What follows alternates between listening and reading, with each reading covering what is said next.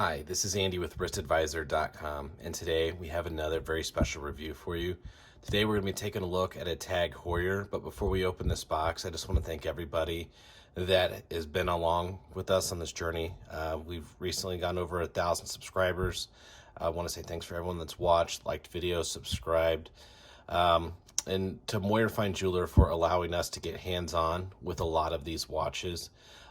This is going to be the second Tag Heuer one that we've done. We've done mostly Omega, Grand Seiko, and some IWC. So if you haven't seen those, I highly recommend go check them out. But let's get into the Tag Heuer Aquaracer. Now, when I went in to get this watch for a review, I did it for a very specific reason. And this watch is special to me, not this specific one, but my first luxury Swiss watch was an Aquaracer. It was the 500-meter edition, and it was two-tone. We had the plated yellow gold right here, and it was a black dial, black bezel. So it was a really special watch to me. I don't have it anymore. I sold it a couple of years back. But when I saw on the Tag Heuer website that they completely redid the Aquaracer line, it really got me excited, and I can't believe it's taken me this long to get hands-on with it for you guys. Just to show you. So Tag Heuer does a really great job producing an everyday wearable diver that is not as expensive as some of the counterparts on the market. Now, you don't get the in-house movement, but from owning this watch, you know, I can tell you that the caliber 5 movement, super accurate. I mean, I wore that for 2.5 years almost daily, and it never had an issue with keeping time. Now, the one drawback is that it's a 38-hour power reserve, so you're not going to be able to sit it down like a lot of newer watches with newer in-house movements that have like the 55 or the 70-hour power reserves. So let's go ahead and let's take this off. Let's do a wrist shot for you guys before we get into some of the technical details on this watch. So I'm going to put this on.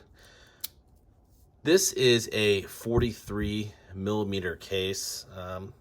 It doesn't really feel like a 43. You know, I got an average size wrist, 7 inches, but it sits really nice. When I put this on, it totally reminds me of the older Aquaracer that I had.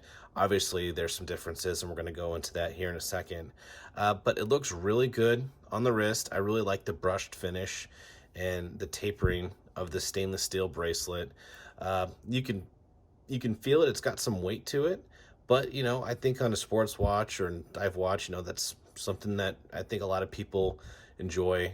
If you don't, there is a limited run production on these. It's titanium case, titanium bezel, titanium bracelet with a green bezel, green dial. Very cool. I think that is at $4,300, and this one is at $3,000 MSRP, new from a dealer. Now, the first thing I noticed, outside of the octagonal design, which we'll talk about here in a second, is this the buckle on the bracelet. Now, I'd have to say clasp. We're not going to remove the blue film. Moyer had that on. I don't feel comfortable taking it off because this is a brand new watch that was lent for a review. But as you can see, it's much bigger than the older references of this. And what makes this really special is this adjustable the adjustable clasp. It can easily expand, as you can see, lots and lots of length very quickly. And it's not this bracelet's not one that when you extend it, you know, you're seeing like weirder links, or it, you know, on some of the watches there's not that much thought put into it. On Tag Heuer, the design goes all the way down to the clasp when it's on its full extension. So you know, massive upgrade compared to the older one. The other one, it just was a one in the back where you just push down got a couple millimeters, pushed back up, and that's all you had. This is a massive improvement, and you know, for still being in that $3,000 price point, I mean, that's what you want, and that's what you expect. So great job, Tag Heuer, on that. So let's talk about this case design, and the bezel, the hour markers, and even this 6 o'clock date window. So on the previous versions, there was still, you know, this octagonal design. What they did is they brought it down into the indices, and I'm gonna bring you close into the camera on here so you can see that. When I initially saw these online, I was not super excited about the octagonal shape going into the dial. Now that I have it in person, it's really not that big of a deal. You know, I don't think it's something that you're going to notice after you wear it for, you know, like a week or two. But even if you did, I think it looks just fine. You know, you want a watch that stands out, looks a little bit different sometimes, and you know, this definitely accomplishes that. I like the horizontal lines on this watch. It's etched in, so it's going to add some depth. And we have this 6 o'clock date window. Now, you know, it sounds like I wasn't excited about this watch when it came out, because I really was, but there's some things that kind of confused me about it. I was like, because I have Rolex, I have the Cyclops at the 3 o'clock position, and it protrudes up, and you know, it's not in the way, but sometimes it might be. I brushed my finger across this, and I noticed that the magnification is not on the outside, and that was a very, very, very pleasant surprise. You know, we have a very flat case. Somehow they did it on the inside, and you know, if I'm other manufacturers, I'm looking at that, I'm like, you know what, that's a really good idea. Now, Rolex isn't going to do that because, you know, they have their traditional design where the Cyclops is up on the top of the case, but you know, I would much prefer having something hidden on the inside than protruding on the outside. So let's take a look at the case back on this. Here we have the scuba diver. All Aquaracers have this on the back. Let me see if I can get the camera in focus. Swiss made since 1860, 300 meters. So overall, I mean, I'm going to give this watch, I would say, an 8 out of 10.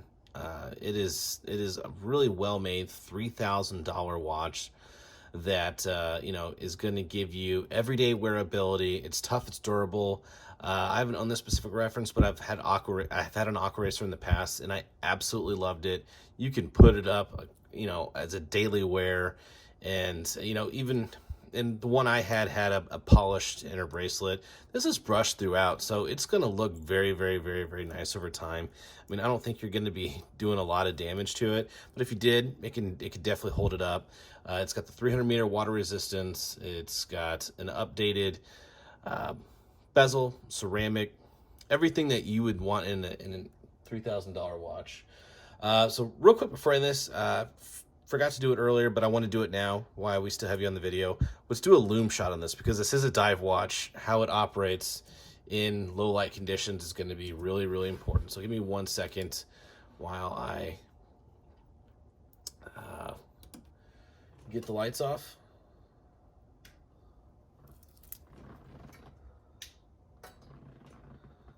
All right, here we go. So we have our unidirectional bezel. Loom looks great in person on this, and I think the camera is picking it up very well. Very, very, very bright. We have a mixture between the green and the blue Super Luminova, so it's really easy to tell which hand is which. And then the bezel indicator is quite large, which I like, instead of sometimes, you know, you get like a smaller dot, and it may not be super easy to find at quick glance, but this, I mean, there's no mistaking, we know where that bezel indicator is. So I'm gonna go ahead and turn the light back on. So guys, I just want to say thanks for joining us on this video. If you like what we're doing, liking this video, subscribing to the channel really does help. And then also commenting on what you guys want to see next. A lot of times when I go into Moyer Fine Jeweler to pick up some of these watches for review, I'm picking up stuff that interests me that I think might interest you. But if there's something that you really want to see, like I said, they carry Omega, Tag Heuer, Breitling, IWC.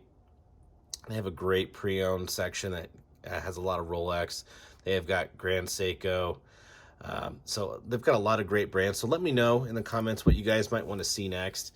And we might do that on the next video. So thanks for joining us, and we will see you on the next one.